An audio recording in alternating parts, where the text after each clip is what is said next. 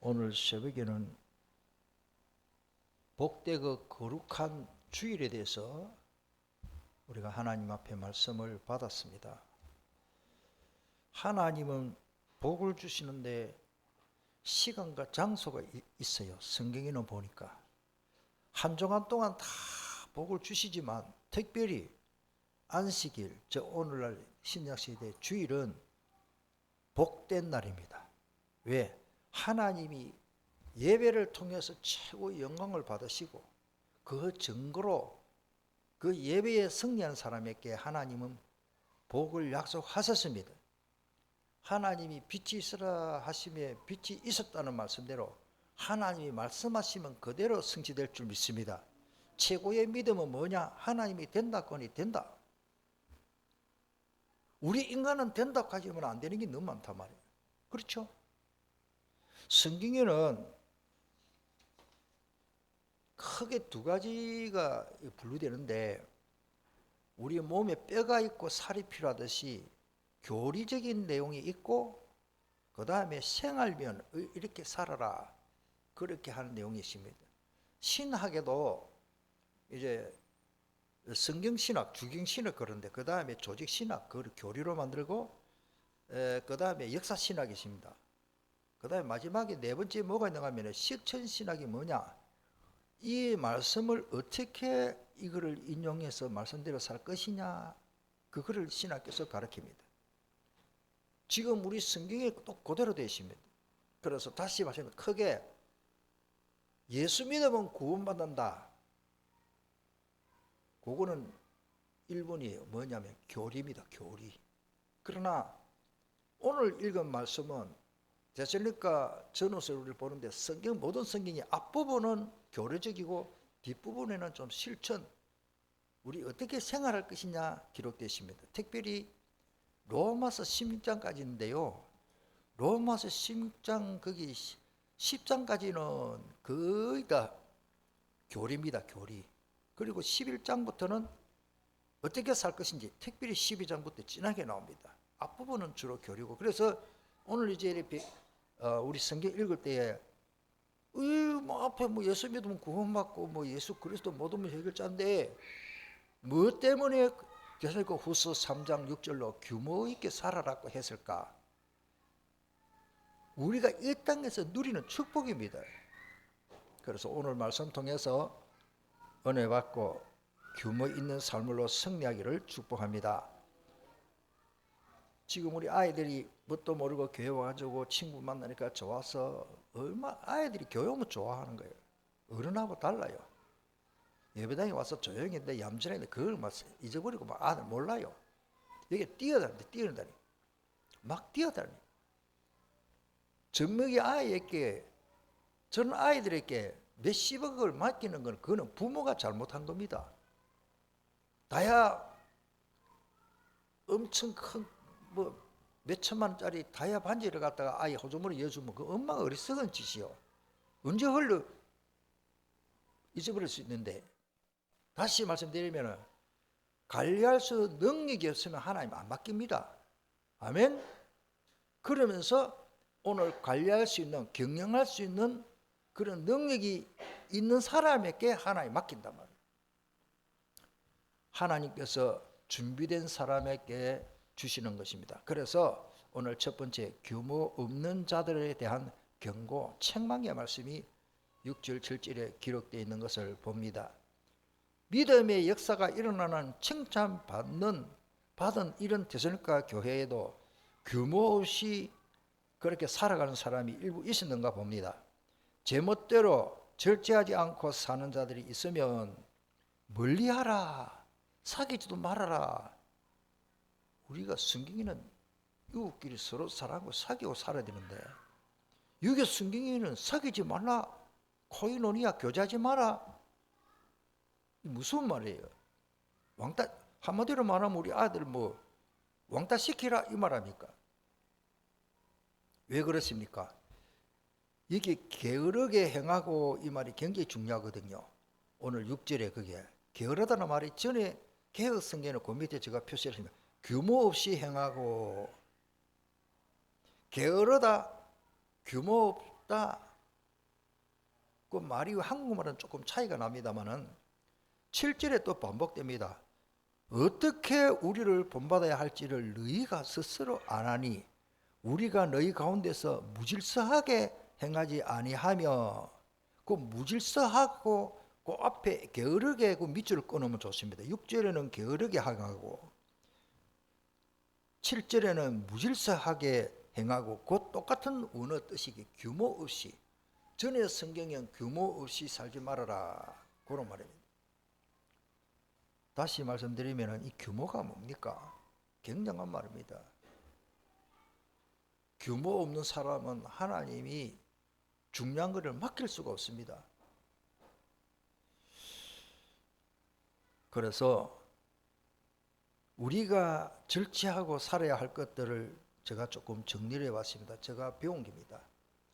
가장 중요한 것이 살아있다는 것은 내 생명이 있다는 말인데, 젊었을 때 예를 들어서 우리 아이들은 공부할 그 시간표에 기본적으로 학교 가서 공부할 때는 공부를 해야 됩니다.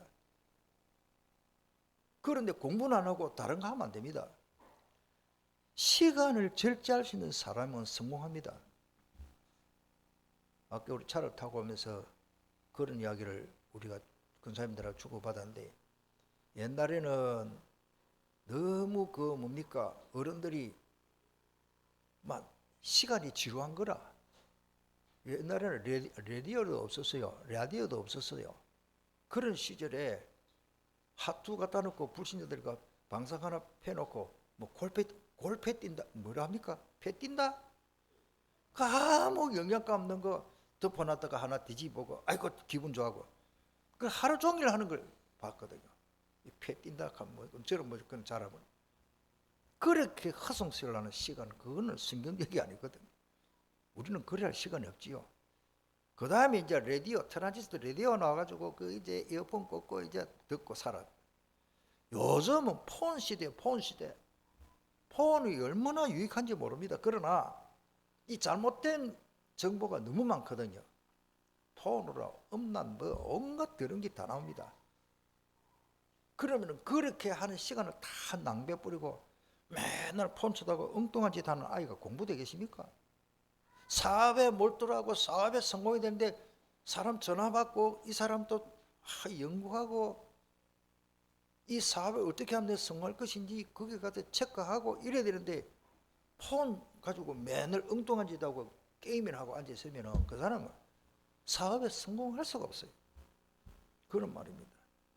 따릅니다. 절제하자. 규모 있는 삶을 살 때는 시간을 제대로 절제하는 사람. 저도 그냥 놔두면 저도 게으른 사람이에요. 옛날에 제가 기본 머리는 조금 되는 것 같은데 좀 게을러요. 게으르니까 무슨 공부가 못 따라가는 거야. 국어하고 특별히 영어가 못 따라가는 거예요. 머리가 조금 돌아가니까 수학은 급하게 공부하니까 좀 따라가겠는데, 수학 같은 거는 이해만 하면 되니까. 영어는 단어 안 외우면 그때 영어 공부 못 하거든요. 영어 선생님이요 특별히 저를 주시해 봤어요. 예를 들어서 처음에 1학년 딱 들어가지고 영어 단어 시험 치는데 막 95점이나 거의 만점 맞았어요. 뭐 그거 뭐 하면 되니까. 그 다음부터 성적이 자꾸 내려가는 거예요. 가을 돼가지고 영어 시험을 치는데요, 미안한데 참기스러운 이야기인데 20몇 점 나왔어. 그것도 모르는 거지. 뭐 짜다가 하면 맞은 거지. 영어 선생님이 불렀어요. 저 중학교 3학년 중학교 그 시골 학교 어디를 데려가는가 하면 교장 선생님 어디 출타고요, 교장 선생님 방으로 데려가 두드려 패는 거예요. 와, 선생님이 깡패다고 두드려 패는데 너 맞지 뭐합니까? 얼마나 두드려 맞았는지 제가 생각에 입이 좀 찢어졌어요. 입이 좀 찢어 피가 나고. 그래도 그게 고맙더라고요. 나를 위해서 야 이놈아, 네가 처음에 95점, 그 다음에 90점, 그 다음에 99점, 85점 이러면 돼. 이게 뭐냐 이게? 너는 하면 될 놈인데 안 했네. 실컷 두드려 패고, 요 빨간 껍데기 비닐된 그 민중 무슨 그림이 나오는 아주 작은 그 사진을 하나 딱 사가지고 선물로 주시더라고. 공부 제대로 해라. 그런데도 이 게으른 영적 상태가 치유못 받으니까 하기는 해야 되는데 노는 거 좋고 아이들하고 공 차고 놀고 씨름하고 레슬링 한다고 풀밭에 가서 노는 그거 좋지, 앉아가지고 이 종이 가지고 공부가 잘 안 되더라고요. 저의 흉입니다만은 그런 시절이 있었습니다. 야, 그런데 애들요 공부하기 싫고 노는 거 보면요 옛날 내 모습 본다. 내가 말씀을 왜 드린 하면, 그래가지고 또 공부한다고 자전거 타고 다녔거든. 자전거 앞에 거다가 단어장을 찝어가지고 만드는 걸 내가 철사라고 만들었어. 남이 볼 때는 공부 열심히 하지. 자전거 앞에다가 그 핸들 위에다가 단어장을 꼽아가지고 스프링 단어장을 꼽아가 다니면서 왜 하십니까? 마음이 엉뚱한 데가 있는데. 따릅니다. 절제하자. 시간을 절제 안 하니까 안 되더라고요. 그러다가 어쩌다 보니까 고등학교 나오고 신학교 갔는데, 신학교가 왜 진짜가 안 가는가 하면 한 10년 기다려 갔거든. 왜? 내가 영어도 제대로 못하는데 히브리 헬라를 어떻게 공부하겠나? 제가 생각해보니까 전혀 불가능한 거예요. 그때 제가 하나님 깨닫게 해주신 거예요. 디모데전서 1장 12절에 그 목회에서 쓰는데, 하나님이 내게 되게 하시고라는 것을 그때 깨달았어요. 한번 따라합시다. 내게 능력 주시는 자 안에서 내가 모든 것을 할 수 있다. 빌립보서 4장 13절에 그렇게 돼 있고, 디모데전서 1장 12절에는 나를 능하게 하신 우리 주께 내가 감사한 것은 나를 충성되에게 내게 직분을 맡겼습니다. 공부도 내가 하려고 하는 게 아니구나. 특별히 하나님의 말씀을 가지고 말씀을 전할 주의 종이 되면은 내 의지와 내 노력 가지고는 안 되구나. 답이 나왔어요. 나는 절대 목사 안 된다. 못한다. 영어 공부 못했다고 영어 선생님한테 죽도 두드리 맞은 놈이 무슨 신학교 가가지고 공부를 하고 어떻게 공부를 하고 신학교 졸업하겠나. 제가 쳐다볼 때는 까마득 한 거예요. 철저하게 기도를 가서 회개하고, 그때 회개한 게 뭐냐, 하나님 내가 하려고 했습니다. 눈물로 금식기도 했잖아요. 하나님 은혜를 쏟아부지. 맞다, 내가 너를 능하게 해주겠다. 할렐루야. 오늘 그런 은혜로 승리하시기를 축복합니다. 억지로 시간을 절제한다 안 됩니다. 그 다음에 돈도 마찬가지입니다. 그 다음에 욕구, 욕심, 이거 절제만 하면 안 됩니다. 우리는 거기다 기도할 때에 내 욕구를 채우려고 기도합니다. 야고보서 4장 3절에 뭐라고 말하십니까? 우리 기도 응답받는 조건 5가지 다 오늘 좀 시험 한번 치봐야 되는데, 세 번째, 정욕을 위해서 잘못 가면 그거는 절대 응답 못 받습니다. 몇 년 전에 제가 자료를 인터넷으로 봤나, 마산 지역의 어떤 사람인데 뭐 어쩌다가 로또 1등 걸려버렸어요. 14억이나 받아서. 간이 벙벙한 거야 지금. 가난하게 어렵게 살다가 단칸방에 남의 셋집에 살다가 로또 14억이 떨어지니까 정신이 막 이거 뭐 지상이가 천국이 지옥이 몰라요. 그래가지고 일단은 야 친구들을 불러갖고, 보통 불신자들 하는 거야, 한잔 하자. 야 나 로또 당선됐다. 야, 고기 굽어라. 이게요 친구들 모아갖고 또 자기 막 돈 쓰고 다니는 거예요. 그래가 뭐 노래방 가고 뭐 가고 뭐 룸 사는 거고 모르겠어. 하여튼 온갖 때만 다 그래. 그 기록은 보니까 6개월 만에 14억을 다 써버렸어. 6개월 만에. 그 돈 쓸 거 없습니다 그거 여러분들. 저는 안 가봐서 모르겠는데, 모르겠지. 뭐 룸 사는 그런 데 가면 하루 전에 몇백만 원 깨진다는데 난 안 해봐서 모르겠어요. 하여튼 그런 게. 이러니까 이 돈이 뭐 친구들 여러 명 가면은 한 사람 앞에 100만 원치 5명 가면 500만 원 아닙니까? 하루 저녁에 500만 원씩 날리뿌린데, 돈은 계산을 해보이소. 하루 저녁에 500만 원 날리뿌리면 그것도 기본으로 모르겠어요. 내 계산을 6개월 만에 14억을 다 씹뿌리고 이제 돈이 없는 거라. 그래가지고 야 친구야, 내가 이제 체질이 내가 이제 한 잔 먹어야 되고, 친구들 도망 나가 버렸어. 얻어먹을 때는 친구고 내가 돈 없으니까 친구 다 떠나버렸어. 그러니까 이 사람도 우울증 걸려야 돼. 노숙자처럼 저 마산 부둣가에 자유시장 앞에 그 부둣가에 거지처럼 다닌다. 그렇게 그 인터넷에 올라 있더라고요. 있을 때 잘하지. 땅이라도 몇 평 사놨지. 건물라도 한 개 사놔놓으면 그 집세가 나올 텐데 그런 규모가 안 되는 거예요. 규모 없이는요 바다도 못 누린다는 사실이죠. 그 다음에요 감정과 말입니다. 저도 마찬가지입니다. 교육자가 되다 보니까 말을 많이 해야 되는 그런 막 설득도 해야 되고 상담도 이거 말이 많아집니다. 저도 체질이 이걸 절제하려는데 참 잘하는데 직업이 뭐 말. 제가 치과에 오래되십니다만 치과에 처음에 좀 치료한다고 갔더니만은 그 치과 의사가 한다면 전에 말씀드리십니다. 서울대 출신 아주 강원에서 최고 잘한 사람이에요.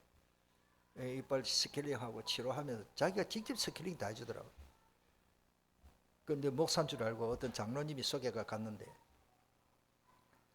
입 하라 그래 하고 이 사람 참 웃겨요. 나이대 지긋한 분이. 목사님은 입 가지고 먹고 살고 저는 남의 입 쳐다보고 삽니다. 그 말 맞죠? 우리는 입과 살잖아요. 사실 복음 전하고 살잖아요. 그아마 쓸데없는 말 하면 안 되지만 제가 말씀드린 것은 나도 모르게 말이 많아지더라고. 이게 절제하려고 기도하는데 체질이에요. 체질. 또 누가 물으면 내 아는 거는 말해줘야 되니까. 그 다음에 주신 달란트도 마찬가지로 은사도 하나님 주신 거라고 다 내 마음대로 쓰는 게 아닙니다. 그 외에도 너무 많습니다만. 그래서 오늘 10절에 우리가 너희와 함께 있을 때에도 너희에게 명하기를 누구든지 일하기 싫어하거든 뭐요? 이 큰일 났다 지금. 일하기 싫으면 먹지 말았는데 따르다 잘 먹고 열심히 일하자. 그래야 되겠죠. 먹지 마라 이게 강조되면 안 되고 일하기 싫으면 먹지 마라 이 말하면 많이 먹고 일 열심히 해야 됩니다. 그게 나는 복음적이라고 봅니다. 두 번째, 하나님은 규모 있는 자를 쓰십니다. 하나님은 규모가 큰 엘리사에게 갑질의 능력까지 주시가지고 최고의 선지자로 사용한 내용이 열왕기상 19장에 있습니다. 그게 19절에 보니까 엘리야가 거기서 떠나 사밧의 아들 엘리사를 만나니 그가 12결의소를 앞세우고 나는 이해가 안 돼요. 한 결의가 2마리거든요. 12결의를 하면 24마리인지 12마리인지 내가 계산이 안 나더라고요. 얼마나 스케일이 큰지. 12째 그걸 가지고 밭을 갈고 있습니다. 엘리야가 거리로 건너가서 겉옷을 그의 위에 던졌더니 그가 소를 버리고 이 말은 뭐냐면은 그 당시에 문화에는 겉옷을 던지면 야 너 나 때려오라 나처럼 중요한 일을 해라 그 사인으로 옷을 던져주는 거예요. 겉옷을 던지고 그가 소를 버리고 그랬습니다. 12결이 소를 버리고 엘리야께로 달려가서 이르되 청하건대 나를 내 부모와 입맞추게 하고 그 인사하려고 입맞추는 게 인사입니다. 하소서. 그리 후에 내가 당신을 따르리이다. 엘리야가 그에게 이르되 돌아가라. 내가 너에게 어떻게 행하느냐 하니라. 하여튼 그래가지고 결국 엘리사가 엘리야의 제자가 되고 갑질의 영감을 받아가지고 엘리야보다도 배로 능력이 많이 나타나고 많은 일을 한 기록이 성경에 있습니다. 12결이라는 말은 그게 째메트라는 말인데 따라서 한 상, 2마리, 한 결이, 멍에 같이 매는 거, 한 에이커 이런 뜻이 있습니다. 자, 그 다음에 다윗도 마찬가지입니다. 여러분들 12결이 가지고 소 해갖고 농사 짓는 사람 무조건 스킬이 크냐? 스킬이 작은 사람은 저는 한 마리 소 가지고 논을 갈아봤습니다. 한 1000평 하루에 갈아봤는데 죽겠더라고요. 나중에 신발 다 던져버리고 신발도 무거워가지고 소 따라 하루 종일 1000평을 왔다 갔다 가니까 다리가 내 다리가 아니더라고요. 12결이 가지고 따라다니면 이게 보통 일이 아닌데 보통 부지런하고 보통 결이 사람이 아니에요. 다윗도 마찬가지입니다. 처음부터 하나님 마음에 딱 맞는 사람이에요. 하나님이 우리 마음 꿰뚫어 다 보고 계십니다. 내가 어떤 마음을 가지고 있는지 하나님 더 잘 아시고 규모가 있나 없나 봅니다. 사도행전 13장 22절에 패하시고 다윗을 왕으로 세우시고 정언하여 이르되 내가 이새의 아들 다윗을 만나니 내 마음에 맞는 사람이라 내 뜻을 뭐요? 다 이루리라 하시니 그게 기록이 사무엘상 16장 13절 그거를 인용을 해서 여기 기록된 겁니다. 그래서 그 다음에 주님이 제자들을 부르신 이유도 마찬가지입니다. 마태복음 4장에 있지요. 19절에 보면 베드로는 매우 큰 의장을 가지고 있었다는 것을 저는 성지순례 가서 갈릴리 바닷가에 가버나움 그 베드로 자기 집터라고 뭐 맞는지는 몰라도 그걸 가이드가 보여주는데 일반 집보다는 몇십 배로 커요. 이런 건물이 아니고 이렇게 웅벙하게 원형극장처럼 이렇게 양사방으로 된데 중간에는 거실처럼 만들고 식당이 있고 해당도 그래 만들지만은 양사방 팔방으로 골목이 있고 집 안에 복도가 있고 베드로 집이 그렇게 생긴 거예요. 그러면은 베드로 집에 일하는 사람이 제가 볼 때는 대충 세어봤는데 32방이 조그마한 이 방이 그게 전부 일하는 사람 그 한 가정 한 가정 그 살고 한 30몇 가정이 베드로 집에서 한 소떼 한 뭡니까 같이 밥을 먹고 사는 그 가이드가 설명을 하더라고요. 우리는 그냥 막 고기 사람을 낚는 어부가 되게 하려니까 낚싯대나 들고 뭐 고기 낚는 그런 의장이 아니더라고요. 배도 큰 거 그거 지금 목조금을 또 만들어놨고 우리 타봤는데 베드로의 집을 보니까 요즘 같으면 큰 대기업이에요. 그릇이 큰 사람이더라고요. 그러니까 베드로 말 듣고 따라다닌답니까? 그 성경에 보십시오. 예수님 부활하신 예수님 만나고도 나중에 나는 물고기 잡으러 가노라 하니까 또 베드로 따라가는 것이죠. 그리고 베드로가 반장이라 과대표. 자, 이런 스케일이 있는 베드로를 마태복음 4장에 보면은 예수님 먼저 불러서 그런데 그 의장하고 그 많은 재산 그 많은 그 밑에 일하는 사람들 다 어쩌려고 야, 너 내 따라와. 네가 날 따라오면 이런 비린내나는 고기 말고 사람을 하는 어부가 되게 하겠다. 저는 그때부터 성령의 역사라고 봅니다. 여러분들 쉽게 되겠습니까? 저는 교육자 하라는 게 이것도 쉽지 않던데요. 3일 금식하고 죽도록 하여튼 고생하고는 깨닫고는 신학교 갔는데 그것도 막 몇 개월 기도 준비하고 확인하고 갔는데 바로 그 자리에서 선생님 제가 우리 집에 가서 저희 집에 가서 아버지하고 우리 가족들 있으니 그때는 베드로가 장가 갔거든요. 마누라도 있고 근데 집에 집사람하고 의논해보고 한 며칠 기다려주면 안 되겠습니까? 내가 따라가겠습니다. 이래 안 하고 바로 예수님이 나를 따라오면 사람은 어부가 되게 하리라 하니까 그물과 배에 아비를 버려두고 예수를 쫓으니라. 할렐루야. 이건 그냥 된 게 아니라고 저는 봅니다. 규모가 다릅니다.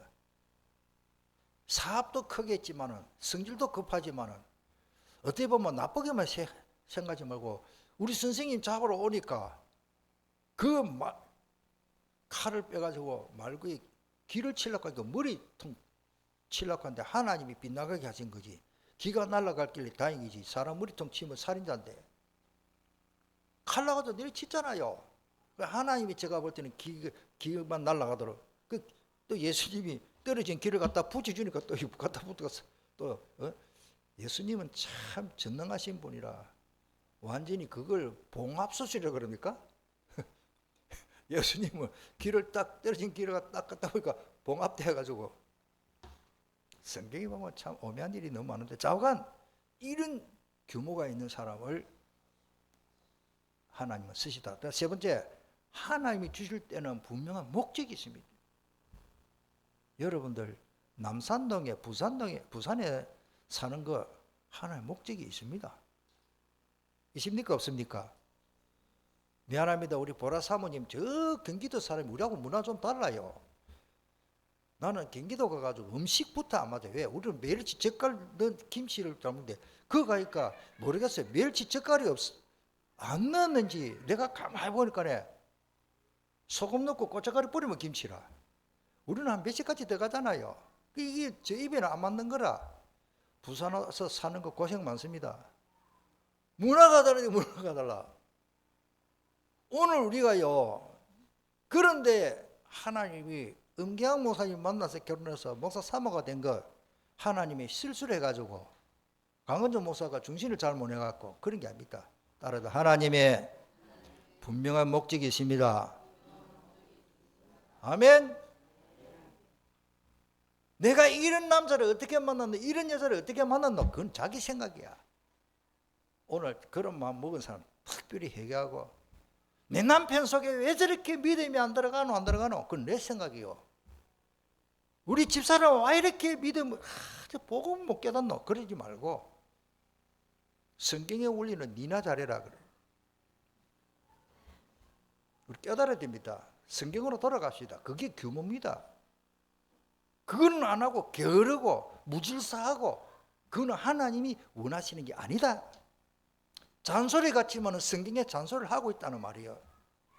따라서 하나님의 깊은 목적이 있습니다. 창세기에 보니까 네피림 시대에 하나님이 인간을 지으시고 한탄했습니다. 하나님 무슨 또 사람 되고 왜 한탄하십니까? 창세기 6장 8절에 그러나 노아는 여호와께 은혜를 입었다. 이게 관건이에요. 어떤 일이 있어도 하나님이 내게 은혜를 주시면 됩니다. 하나님이 내게 은혜를 안 주시면 가정도 못 살리고 나도 죽고 다 죽어. 이것이 노아의 족본이라. 노아는 의인이요 당대의 완전한, 세상에 의인은 없다고 했는데 뭣도 노아가 의인이, 그 사람들이 비하면 의인이다 그 말이에요. 그는 하나님과 동행했지요. 14절에 너는 코페르, 잣나무죠. 고페르 나무로 너를 위하여 방주를 만들 때 송질이 많아가지고 버드나무하고 다릅니다. 침엽수는 빨리 안 썩습니다. 송진 때문에. 저는 그렇게 배웠어요. 하나님과 동행하고 고페르 나무로 방주를 만들어라.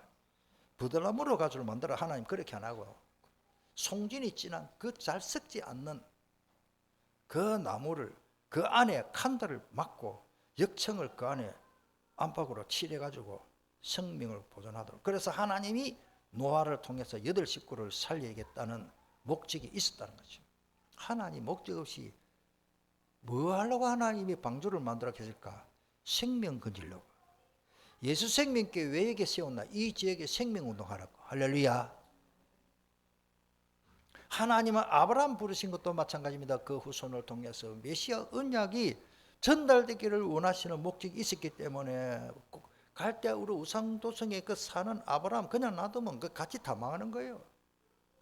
특별히요, 아브라함을 우상 숭배만 하는, 하나님의 음성이 전혀 들리지 않는 완전히 짜질려 멸망당하는 그 땅에 하나님이 얼마나 급하면 아브라함 너는 본토 아비 집을 떠나라. 이유를 설명 안 해. 오늘 저와 여러분들은 갈대아 우리에서 부름받아서 우리를 먼저 하나님이 끄집어냈습니다. 그 말이 헬라어의 교회라는 뜻이 에클레시아, 밖으로 불러냈다. 우리는 저주받을 멸망받는 거기에 사는 게 아닙니다. 우리는 부름받아서 하나님 우리를 불러냈습니다. 나는 믿음이 별로 없는데 아브라함 믿음 없었어요. 우상 숭배하던 자인데 하나님이 일방적으로, 너는 완전 불신자입니까? 아버지가 우상 부처 만드는 사람이요, 데라가. 거기서 아브라함을 하나님 불러냈다는 거죠. 원래 믿음이 좋은 사람 없습니다. 그리고 내가 지시를 땅으로 가라, 이 말입니까? 하나님 약속의 땅, 가나안 땅, 그리스도 올 땅. 그래가지고 그냥 복을 준 게 아니고 2절에 보니까 창세기 12장 2절에 보면은 복을 주어 이름을 창대케 하리니 너 복이 돼. 너는 복이라, 복의 근원이다. 너를 축복하는 자에게는 내가 복을 이루고 너를 저주하는 자에게, 이 세상에 이런 말이 뭡니까? 땅의 모든 족속이 너로 말미암아 복을 얻을 것이라 하신지라. 하나님이 나를 불러낼 때는 목적이 있더라고요. 저는 지금도요, 솔직히 계속은 아니지만 틈틈이 하나님이 나를 어떻게 저를 목사로 이렇게 세워주신지 그거를 다시 거듭거듭 저는 묵상하고 기도합니다. 거기에다가 부산에 이 예수생명교회 목사로 하나님 왜 세우시지? 그거를 잊어버리면 안 됩니다. 그다음 하나님이 요셉도 마찬가지다. 많이 신다면 하나님이 요셉에게 뭐 때문에 함께하고 그가 형통한 자가 되어 보디발 집에까지 증거를 주었나요? 창세기 45장 5절에 보니까 형들이 그 암만 그렇지만 배다른 형제라고 아버지 한 아버지 밑에 저 늦게 태어난 동생을 갖다가 미워서 왕따 당하고 왕따를 시키고 그 예수님이 하시는 말씀이 원수가 너희 집안에 있다는 말이에요. 저는 이게 딱 이해가 되는 거예요. 아니 세상에 형들이 그래 할 수 있습니까? 미안합니다. 그래 예를 들어서 수동 장로님이 길동 장로님보다는 몇 살 더 많을 것 같은데 어릴 때 얘들어가 안 되는데 길동아 내가 맛있는 거 사줄게. 데려가지고 저 어떤 사람들 팔아먹었어. 그런데 나중에 길동장님이 성공을 해서 보니까 또 보니까 예수생명교회 와가지고 장로가 돼 있네. 그때 손 딱 끄지고 나 형 죽이려고 내가 항상 칼을 품고 다닌다. 예를 들어서 그런 일이 있다고 합시다. 용서가 됩니까? 나를 인신매매로 팔아먹은데 노예로 팔아먹은데 그때의 요셉이요 성령 충만한 사람 생각이 다릅니다. 형들이 나를 팔았으므로 한탄하지 마소서 두려워하지 마소서. 왜? 하나님을 계획을 보기 때문에. 하나님이 생명 구원하려고 나를 당신들 앞서 보냈나이다. 아멘. 내가 왜 부산에 삽니까? 하나님이 생명 건지는 일에 나를 쓰시려고. 할렐루야. 여러분들 북한에서 안 태어나고 거기서 안 자라는 게 진짜 감사하시길 바랍니다. 어찌 그 북한에서 이런 복음을 들을 수 있습니까? 하나님이 소년 다윗을 쓰신 이유도 아까도 말씀드리시나마는 다윗이 블레셋 사람에게 이르되 그 골리앗을 보고 하는 말이에요. 너는 칼과 단창으로 내게 나왔지만은 나는 만군의 여호와 이름 곧 네가 모욕하는 이스라엘 군대의 하나님의 이름으로 네게 나아간다. 그러면서 물맷돌을 던져버렸어요. 돌멩이 던져. 아들 장난하는 겁니까? 칼과 단창으로. 이 돌이 하나님의 능력으로 날아가기 때문에 투구에 맞았으면 툭 소리 나고 끝나버릴 건데 요 눈과 눈 사이 여기 들어가 보세요. 성경에 보면 박혔다 그러세요. 하나님이 하신 일은 소년 다윗이 던지도 그게 세게 날아가도록 나는 하나님 하셨다고 봅니다. 정확하게. 그러니까 그 돌멩이 하면 잘 던져가지고 자기도 성공했지만 나라를 건져냈습니다. 우리가 하나님의 약속을 붙잡고 하나님 앞에 응답받는 사람은 나는 아무것도 아닌데도 돌멩이 하나 그러면 뭐 1,000만 원 합니까? 10만 원 합니까? 우리나라는 길거리 전부 돌멩이인데 돌멩이 하나 날라가지고 자기는 출세하고 나라를 건지는 이런 최고의 왕 되었습니다. 하나님이 나를 쓰실 때는 그렇게 하시는 거예요. 나는 없다 있다 할 거 없어요. 하나님 내가 최고 잘 드는 칼을 주십시오. 하나님 내게 창을 주십시오. 힘을 주십시오. 그런 기도의 내용이 없어요. 그냥 만군의 여호와 이름으로 가는데 던져버리는데 이게 골리앗이 이마 돌이 박혀버리는데 그건 설명이 할 필요가. 따라합시다. 하나님이 하시면 된다. 예수를 핍박하는 그 아주 독한 놈이요 사울. 저 사울에게 전도할 사람이 없어. 워낙 악하다. 왜? 사울한테 잡히면 잡히 들어가니까. 예수 믿는 사람 잡아 가두는 그 앞잡인데 나도 그 피해 다니겠어요. 저 사울로구나. 아이고 숨자. 차 몰고 도망가야 돼. 그 사울에게 예수님이 다메섹 도상에서 강한 빛으로 나타나 버렸어요.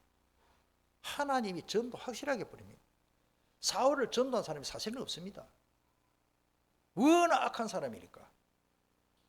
그런데 사울이 깨닫고 바울이 됐지만은 시대적인 소명을 가지고 사람 살린 일에 크게 쓰임 받았습니다. 그래서 사도행전 9장 15절에 주께서 이르시되 가라 이 사람은 내 이름을 이방인과 임금들과 이스라엘 자손들에게 전할 위하여 택한 나의 그릇이라고 그러십니다. 마무리하겠습니다. 그냥 게으른 사람이 아니고 게으른 사람을 책망했는데 따라가 하나님이 주시는 열정을 가지자. 내 열심 가지고는 안 되답니다. 하나님이 성령님이 열정을 주시더라고요. 암 걸리는 원인은 몸이 냉해서 오는 원인입니다.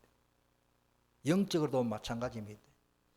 내 몸이 하나님 앞에 은혜 받고 막 감사하고 이 뜨겁게 하면은 흑암이 결박되는데 멍하 있으면, 솔직히 저는 그렇게 깨달았어요. 제가 옛날에 겨울 때는 온갖 질병이 다 왔어요.